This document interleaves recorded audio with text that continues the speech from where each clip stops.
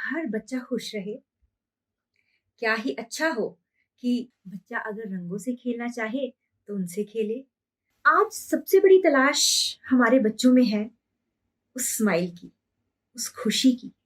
जाने कहाँ चली गई है वो खुशी? क्या वो 95% में कहीं गुम हो गई? क्या वो कुछ लिमिटेड स्कोप्स में कहीं गुम हो गई? अगर एक बच्चा एक सिंगर बनना चाहता है या म्यूजिशियन बनना चाहता है या एक्टर बनना चाहता है या एक पेंटर बनना चाहता है, तो क्या वो बन सकता है?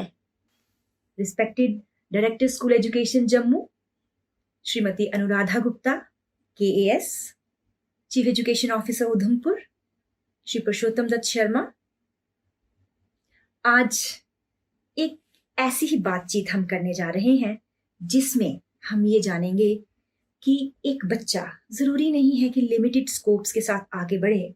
अगर नहीं बढ़ना चाहे तो एक संकुचित सी जिंदगी जिए या कुछ ऐसे गलत रास्तों में चल पड़े जो नहीं होना चाहिए, या फिर वो ना कर सके और वो हैप्पीनेस ना ला सके।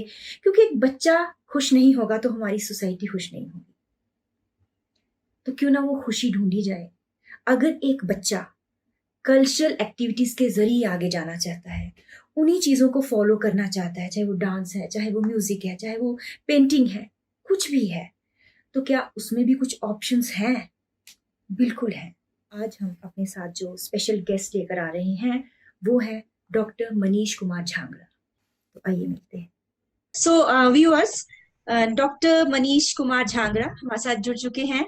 डॉक्टर मनीष कुमार झांगरा, आप मेंबर IDC काउंसिल हैं, इंटरनेशनल डांस काउंसिल। आपने PhD करी है, you are doctorate in stand up comedy, a very unique subject to be taken. और आप हैं deputy director youth welfare, Chandigarh university. आप डायरेक्टर हैं, प्रोड्यूसर हैं, आप एंकर हैं। आपने लाफ्टर चैलेंज में पार्टिसिपेट किया था, आपने बहुत सारी फिल्म्स बनाई हैं, बहुत सारे अवार्ड्स लिए हैं, और सबसे बड़ी बात, आप सिर्फ हरियाणा से बिलोंग ही नहीं करती बल्कि आप हरियाणा गौरव अवार्ड से भी नवाजे गए हैं। So doctor Manish, cultural activities को लेकर हम ये जानना चाहते हैं कि आपका इनसे जुड़ना कैसे हुआ? क्योंकि हर कोई आज परसेंटेज की दौड़ में है। 100% भी आ जाए तो तब तो तभी भी लगता है कि कुछ और थोड़ा सा हो जाता। सभी को डॉक्टर बनना है, इंजीनियर बनना है, और अगर किसी स्टूडेंट का पैशन है भी ना, तो या तो पेरेंट्स उसको रोक देते हैं या फिर वो बच्चा कहीं अपने आप में ही चुप हो जाता है कि शायद इसका स्कोप नहीं है या मुझे रिस्क लेना पड़ेगा। तो ऐसी कुछ चीजें हैं, बट हमें आपसे जानना है कि आप कैसे जुड़े, आपने कल्चर एक्टिविटीज को कैसे परस्यू किया? सबसे पहले नमस्कार आपको और हमारे साथ जितने व्यूअर्स जुड़े हैं, स्टूडेंट्स खासकर जो बहुत प्रीशियस हैं, और उनके पेरेंट्स हैं, और आपका भी बहुत बहुत शुक्रिया कि हर एक कलाकार के मन की जो बात है, आज वो वाकई मन की बात आप लोगों ने करने का निश्चय किया है और एक कदम उठाया है कि जिस आर्ट के बारे में, जिस कला के बारे में कोई भी हिंदुस्तान में बात करने के लिए तैयार नहीं होता, स्कूल और कॉलेज लेवल पर उस विषय को छूने का आप लोग प्रयास कर रहे हैं, तो ये बहुत काबिले तारीफ है। सबसे पहले तो मैं आपका शुक्रिया अदा करना चाहता हूं कि आपने उन कलाकारों के लिए जो कि जिनका भविष्य इस कला के क्षेत्र में बनने वाला है और जो इस देश को, देश और दुनिया हर जगह गौरवान्वित महसूस करवाने वाले हैं, उस बचपन को, उस भविष्य को आप लोगों ने नए पंख देने का फैसला किया है, और आपके पूरा जो ऑर्गेनाइजेशन है उसको मैं बहुत बहुत बधाई देना चाहता हूँ। रही बात कि इस विषय को मैंने क्यों कहा कि पूरे हिंदुस्तान में इसके ऊपर कोई भी बात करने के लिए तैयार नहीं है, उसका कारण है कि हिंदुस्तान के अंदर जिस तरीके का सामाजिक ताना बाना है, हम पेरेंट्स की बात करें तो पेरेंट्स जो हैं वो आज भी हिंदुस्तान में इस बात को लेकर निश्चिंत नहीं है कि अगर हमारा बच्चा किसी भी कला के क्षेत्र में आगे बढ़ने का निश्चय करता है तो क्या उसका भविष्य सुनिश्चित हो पाएगा, क्या वो एक अच्छा रोजगार ले पाएगा, इस क्षेत्र के अंदर उन्हें वो चीजें नहीं दिखाई देती जो कि उन्हें बाकी क्षेत्रों में, जैसे आप कहें कि जब भी आप किसी से पूछेंगे कि आप अपने बच्चे को क्या बनाना चाहते हैं, तो उनका जवाब होगा कि मैं डॉक्टर बनाना चाहता हूँ, इंजीनियर बनाना चाहता हूँ। सभी पेरेंट्स जो है वो चाहते हैं कि हमारा बेटा जो है इन क्षेत्रों में जाए, लेकिन आर्ट की बात ना करे। हमें पर्दे के ऊपर बड़े बड़े सितारों को देखकर बहुत खुशी होती है और हम लोग उनको लिखते हैं यूथ आइकॉन, लेकिन हम ये नहीं चाहते हैं कि हमारा बच्चा जो है वो उस मुकाम तक पहुंचे। और इसका सामना बहुत सारे कलाकार बचपन से करते आए हैं हिंदुस्तान में, क्योंकि ये समाज आज तक टूटा नहीं है और हम लोग अपने वो जो एक वास्तविक बोध है उससे अभी तक हम लोगों का सामना नहीं हुआ है कि अब जो है समाज आगे बढ़ चुका है। और समाज जब आगे बढ़ता है तो उसके बढ़ने के पीछे उसका कला, उसकी परंपराएं, वो सबसे ज्यादा मायने रखती हैं। आप पढ़ाएं, आप एजुकेशन दें। एजुकेशन बहुत इंपॉर्टेंट पिलर है किसी भी व्यक्ति की जिंदगी में। बड़े बड़े मुकाम तक पहुंचने के लिए, समाज तक पहुंचने के लिए, जिंदगी को जानने के लिए, तो वो सभी चीजों के लिए एजुकेशन ही है जो मेन पिलर है। लेकिन कला वो चीज है जो आपके समाज को जोड़ने का काम करती है, इंसान को इंसानियत सिखाती है, एक संस्कृति को दूसरी संस्कृति से रूबरू कराती है, आपके देश को पूरी दुनिया तक पहुंचाने का काम वो एजुकेशन के साथ साथ कला का बहुत बड़ा योगदान है। तो ये जब तक परिवार नहीं समझेंगे, ये जब तक माँ बाप नहीं समझेंगे, तब तक ये ऐसा ही जो सिनेरियो है वो हिंदुस्तान में बना रहेगा। और रही बात मेरी जिंदगी की, तो मैं मेरी जिंदगी से अगर मैं देखूं तो मैं बचपन से जब तक मैंने होश संभाला तो मैंने पाया कि मुझे बार बार प्रेशराइज किया जा रहा है पढ़ाई के लिए। माँ बाप कह रहे हैं कि नहीं बेटा आप पढ़िए, क्योंकि फलां के जो बच्चे हैं वो देखो बहुत आगे बढ़ गए हैं, वो आईएएस बन गए हैं, वो डॉक्टर बन गए हैं। जब तक होश संभाला मुझे समझ में आया कि नहीं, मैं तो एक अच्छा चित्रकार हूँ, मैं तो एक कलाकार हूँ और मुझे कहीं और जाना है। ये कला का क्षेत्र बहुत व्यापक है। जहां आप बाकी कोर्सेज कर रहे हैं या बाकी पढ़ाई में आप जा रहे हैं, उससे बहुत ज्यादा मारक क्षमता रखने वाला अगर कोई मुझसे पूछेगा कि जिसमें बहुत ज्यादा गुंजाइश है, जिसमें बहुत ज्यादा स्कोप है बच्चे के लिए, तो वो कला का क्षेत्र है। और धीरे धीरे उसी उलझ और सुलझन के अंदर जो है वो मैं स्टेज तक पहुंचा। और स्टेज पर जो है ये भी जो मौका मिला, ये भी स्कूल से ही हमें ये मौका मिला कि जहां मुझे मंच का पता चला, मुझे ऑडियंस का पता चला, मुझे अपने आप का पता चला। और वहां से फिर मैंने पीछे मुड़ के नहीं देखा और एक डिसीजन लिया कि नहीं, मैं पढ़ाई तो करूंगा लेकिन साथ में मेरा जो सपना है उसे, उस ड्रीम को मैं फॉलो जरूर करूंगा। और आज जिस भी तरीके पे, जिस भी मुकाम पे आप मुझे देख रहे हैं या जो भी मैंने अपनी जिंदगी में थोड़ा बहुत अर्न किया है, वो मुझे लगता है कि उसके पीछे आर्ट का ही योगदान है। बहुत अच्छा लग रहा है आपको सुनकर। और बाकी यही एक विडंबना है सर, मैं ये मानती हूँ कि जो कला है ना वो एजुकेशन का पार्ट है। सर इसके बारे में रोशनी डालिए। देखिए कि आर्ट का मतलब ये नहीं है कि आप बड़ी स्टेज पे जाएंगे, आप वहां डांस करेंगे, फुहड़ आप दिखाएंगे, नहीं। कला का मतलब है कि आप एजुकेशन के साथ आर्ट को लेकर आइए, जहां पे बच्चे को सैकड़ों लोगों के सामने बात करने के लिए एक मंच मिले। बच्चे को अपने अंदर की जो भावनाएं हैं, फीलिंग्स हैं, वो चाहे गा के, चाहे डांस के जरिए, चाहे थिएटर के जरिए वो प्रेजेंट कर पाए, ताकि उसे खुलने का मौका मिले। क्योंकि बच्चे का जो माइंड है ना, थिएटर है, और उस थिएटर के अंदर जितनी संवेदनाएं और जितनी परिकल्पनाएं आती हैं, उतनी एक आप और मेरे जैसे लोग जो मैच्योर हो चुके हैं या हमसे बड़े लोग, उनके मन में जितनी संरचनाएं बनती हैं ना, उससे ज्यादा परिकल्पनाएं उस बच्चे के मन में है, वो छोटे बच्चे के। अगर उसी की परिकल्पनाओं को, उसकी सोच को अगर आपने मंच नहीं दिया और आप उसे सिर्फ ब्लैक बोर्ड तक या आप सिर्फ बातों तक कि आपका ये करियर है, आप डॉक्टर बनिए, इंजीनियर बनिए, अगर आपने यहीं तक उसको समेटने की कोशिश की, तो आप समझिए उसकी सोच पे आप फुल स्टॉप लगाते हैं। एजुकेशन बहुत जरूरी है। एजुकेशन के बिना आपको वो ब्लैक बोर्ड नहीं मिलेगा जहां पे आप अपने दिमाग का ब्लैक बोर्ड, जहां पे आप चीजों को लिखने के लिए बेस बनाते हैं। तो एजुकेशन एक बेस है और बेस के बिना कोई इमारत नहीं खड़ी हो सकती, ये तो क्लियर है।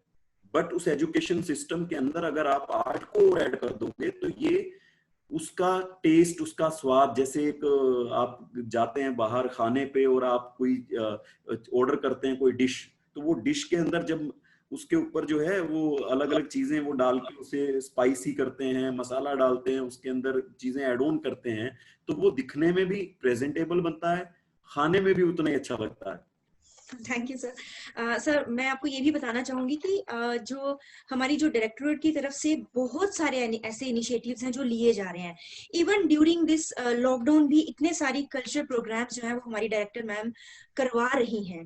आर्ट वर्कशॉप्स लग रही हैं, जैसे हम ये मीटिंग कर रहे हैं। इवन जो MHRD की तरफ से और NCERT की तरफ से प्रोग्राम्स हो रहे हैं, मैं आपको बताना चाहूंगी ये JNK का जो कल्चर है, इवन जो हमारे उधमपुर में इतने सारे स्टूडेंट्स हैं जो कि इन चीजों में बहुत ही अच्छे हैं।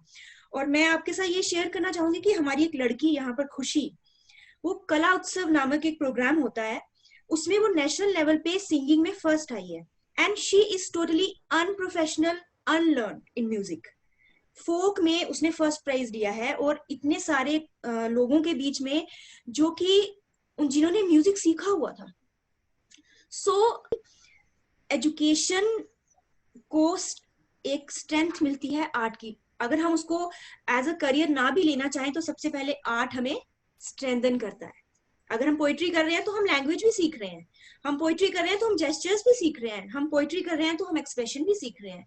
तो लैंग्वेज भी आ गई, हमें एक बुकिश नॉलेज भी आ रही है, हम लिटरेट भी हो रहे हैं, हम राइमिंग में बोल रहे हैं, रिसाइट कर रहे हैं, तो हमें वो तरीका भी आ रहा है। And every child should get stage, ये तो हमारी एजुकेशन का पार्ट होना ही चाहिए। तो ये तो है कि एजुकेशन जो है वो स्ट्रेंथन कर रही है ना, कला की वजह से वो मजबूत हो रही है। सर हम एज अ करियर क्या क्या चीजें, मतलब कितनी क्या क्या चीजें हैं हमारे आगे पीछे कि हम एज अ करियर भी हम आर्ट को ले सकें, कल्चर को ले सकें, कल्चरल एक्टिविटीज को ले सकें?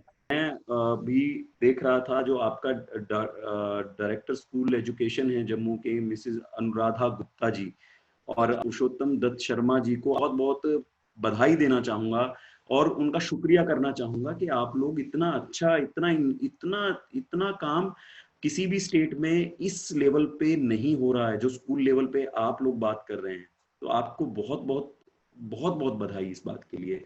दूसरी बात जो आपने कही कि बच्चों को अभी नहीं मालूम है कि ये जो आर्ट का क्षेत्र है इसके अंदर क्या क्या ऐसे करियर अपॉर्चुनिटीज हैं जहां आप जा सकते हैं, एक्सप्लोर कर सकते हैं। सबसे पहली बात कि जब आप स्कूल में हैं और आप स्टेज और बाकी चीजें, पोएट्री है, गायन है या डांस, कुछ किसी भी विधा के अंदर जब आप पारंगत होते हैं या उसे अपनाते हैं अपने करियर के लिए, तो सबसे पहली बात है कि आप उसमें अच्छे, अगर आप नृत्य में जाना चाहते हैं तो आप एक अच्छे डांसर, एक अच्छे कोरियोग्राफर जो है वो बनने की तरफ भी आप सोच सकते हैं कि एज एन करियर अपॉर्चुनिटी आप एक अच्छे डांस टीचर बन सकते हैं, आप कोरियोग्राफर बन सकते हैं। और कोरियोग्राफर भी ये नहीं कि आप सिर्फ स्कूल या कॉलेजेस लेवल पे आप किसी को सिखा रहे हैं, इसके अलावा आप प्रोफेशनल जो मूवी मेकिंग है हिंदुस्तान में, बॉलीवुड से लेकर, और जो हिंदुस्तानी एंटरटेनमेंट इंडस्ट्री है वो कई हजार करोड़ वाली इंडस्ट्री है। तो इस इंडस्ट्री के अंदर आप एक अच्छे कोरियोग्राफर के रूप में बना सकते हैं। अगर आप डांस में आपका इंटरेस्ट है, अगर आप गायन में आप इंटरेस्ट रखते हैं, तो आप एक बेहतरीन टीचर भी बन सकते हैं। आप स्कूल लेवल पे, आप कॉलेज लेवल के ऊपर आप पढ़ा सकते हैं, सिंगिंग पढ़ा सकते हैं। क्लासिकल जो म्यूजिक है उसके लिए हिंदुस्तान में बहुत सारी यूनिवर्सिटीज हैं, कॉलेजेस हैं जहां पर शिक्षा दी जा रही है। तो आप वहां पर अप्लाई कर सकते हैं एज एन सिंगिंग टीचर के तौर पे।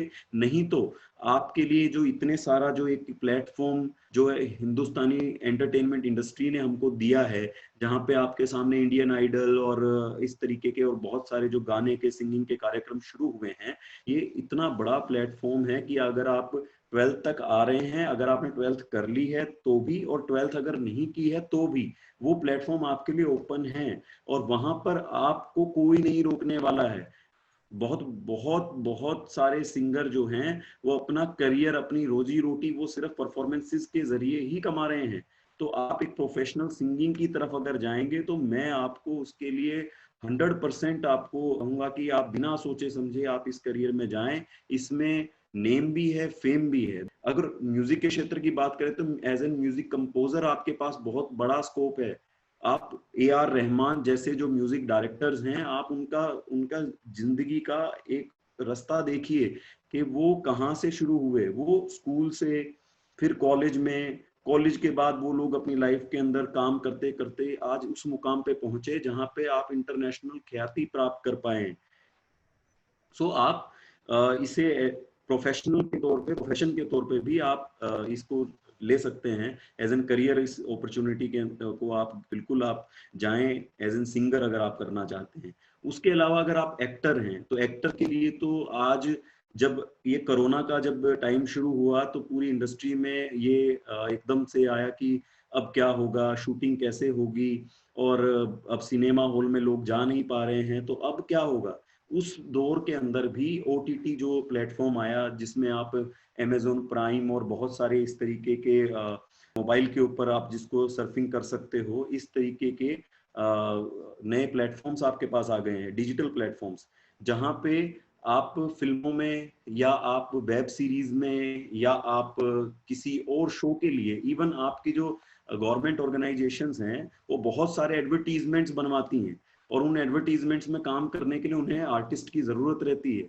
तो आप फ्री एज एन फ्रीलांसर, एक फ्रीलांस एक्टर के तौर पे भी आप काम कर सकते हैं। अगर आप कंप्यूटर लाइन में बहुत अच्छे हैं और आपको लगता है कि मैं क्रिएटिव भी हूँ और मुझे टेक्निकल नॉलेज भी है, तो आप उस दिशा की तरफ भी, आप स्कूल से ही आप सोच सकते हैं कि मुझे एक अच्छा एडिटर बनना है, तो आप वहां पे भी काम कर सकते हैं। इसके अलावा आज के टाइम आप फोटोग्राफर की बात करें, आप एज एन कैमरामैन भी अपनी जिंदगी शुरू कर सकते हैं, और आप इंटरनेशनल लेवल तक इसके अंदर बहुत सारी अपॉर्चुनिटीज हैं जो कि आप एक्सप्लोर कर सकते हैं। इसके अलावा अगर आपको लगता है कि आप बहुत अच्छे फाइन आर्ट में बहुत अच्छे हैं, तो फाइन आर्ट की अगर बात करें तो लोग सोचते हैं कि सिर्फ टीचिंग के अंदर आप जा सकते हैं फाइन आर्ट करने के बाद। तो फाइन आर्ट के अंदर मैं आपको बताऊं कि इसमें एरिया जो है वो एंटरटेनमेंट के अंदर भी बहुत बड़ा एरिया। आप फाइन आर्ट के जरिए अगर आप अच्छे पेंटर हैं तो आप बहुत अच्छे पेंटर, बहुत बहुत बहुत बड़ा स्कोप है। जब बड़ी बड़ी प्रदर्शनियां लगती हैं प्रोफेशनल जो पेंटर्स हैं उनकी, तो वहां पर आप MF हुसैन से आप सीख ले सकते हैं कि उनकी पेंटिंग जो है वो लाखों करोड़ों रुपए में एक एक पेंटिंग बिकती है। तो ये एक बड़ा एरिया हो सकता है जहां आप प्रोफेशनल हाउसेज के लिए, गवर्नमेंट के लिए या फॉरेन की कुछ एजेंसीज के लिए आप अच्छा काम कर सकते हैं। और इसके अलावा आप अगर बात करें न्यूज़पेपर्स की, तो प्रिंट मीडिया के अंदर इतना काम है डिजाइनर्स के लिए, आपके जो कलाकार हैं, कार्टूनिस्ट हैं, पेंटर्स हैं, आप वहां पे भी अपना हुनर आजमा सकते हैं और एक फ्रीलांसर के तौर पे बहुत अच्छा काम आप उस इंडस्ट्री के लिए कर सकते हैं। उसके अलावा अगर आपके अंदर बहुत अच्छे स्किल्स हैं, आपको लगता है स्कूल से ही आपको लगता है कि स्कूल के अंदर आप छोटे छोटे जो प्रोग्राम्स होते हैं, आपकी बाल सभा है या आपका 15 अगस्त या 26 जनवरी पे हम कुछ प्रोग्राम ऑर्गेनाइज करते हैं, और उसमें छोटे छोटे बच्चे आपने देखा होगा कि वो कोई स्टेज के पास जो है वो सामान लगवाने में हेल्प कर रहा है, कोई बच्चा जो है वो कोई पेंटिंग करके उसको स्टेज को सजाने का काम कर रहा है, कोई बच्चा परफॉर्म कर रहा है, कोई बच्चा उन बच्चों को पानी पहुंचा रहा है, हॉस्पिटलिटी देख रहा है। तो ये जो स्टूडेंट्स हैं इनके लिए बहुत बड़ी अपॉर्चुनिटी है कि आप इवेंट मैनेजमेंट, एक फील्ड नया जो स्कोप है Yes. वो इस इंडस्ट्री में ओपन हुआ है। फील्ड के अंदर अगर आप जाएं इवेंट मैनेजमेंट में, तो आप हिंदुस्तान में जितने भी प्रोग्राम्स ऑर्गेनाइज हो रहे हैं, चाहे आपकी वो कोई किसी फेस्टिवल की नाइट है, चाहे डांडिया नाइट से लेके, और जो भी प्रोग्राम, चाहे कोई सेलिब्रिटी कहीं परफॉर्म कर रहा है, चाहे आप कहीं शो कर रहे हैं, आप दिल्ली में जाएंगे तो रामलीला और इस तरीके के जो शोज हैं वो आयोजित होते हैं, और वहां पर जब आप इस बड़े बड़े शो जहां पर लाखों लोगों की भीड़ आती है, तो आप उस इवेंट मैनेजमेंट जो फील्ड है उसका एक हिस्सा बन सकते हैं, जो वाकई करोड़ों की, अरबों की जो डीलिंग जहां पे हो रही है, वहां पे आप एज एन इवेंट मैनेजर अपने आप को एस्टेब्लिश कर सकते हैं। So as an fine art जो आप, अगर मैं बात करूं क्षेत्र से अगर आप जुड़े हुए हैं तो आपके पास बहुत बड़ा स्कोप है एक आर्ट डिजाइनर का। आप आर्ट डायरेक्टर बन सकते हैं, आप इस फील्ड को एक्सप्लोर कर सकते हैं। बड़े बड़े जो आजकल महाभारत से लेकर जितने भी सीरियल्स आप देख रहे हैं, तो वो सीरियल्स के अंदर जो सेट डिजाइनिंग है वो भी इसी क्षेत्र से जुड़ी हुई है।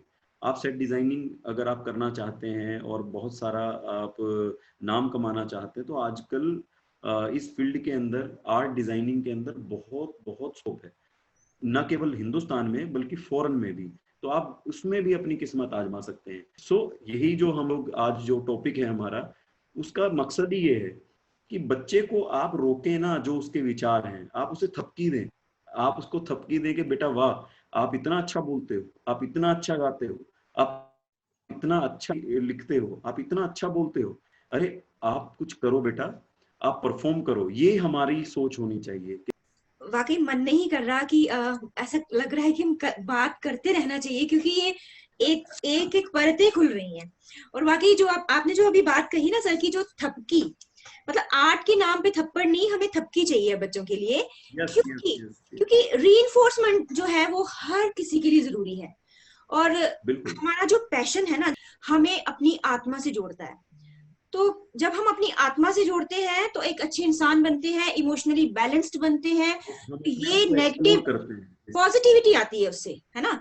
तो यस इससे यस। नेगेटिविटी दूर होगी और हम ऐसे कदम हमारे बच्चे कभी नहीं उठाएंगे जब वो अपना पैशन परस्यू करेंगे, वो चाहे किसी भी यस क्षेत्र में हो। और जैसे आपने इतने सारे वेरिड फील्ड्स हमें आज बता दिए कि आर्ट में भी क्या कुछ एक बच्चा कर सकता है। Thank you so much sir, आपका बहुत बहुत धन्यवाद कि आपने हमारे पेरेंट्स, हमें और हमारे बच्चों को इतने सारे फील्ड्स के बारे में बताया, और सचमुच एक कला के क्षेत्र में भी बच्चा क्या क्या कर सकता है।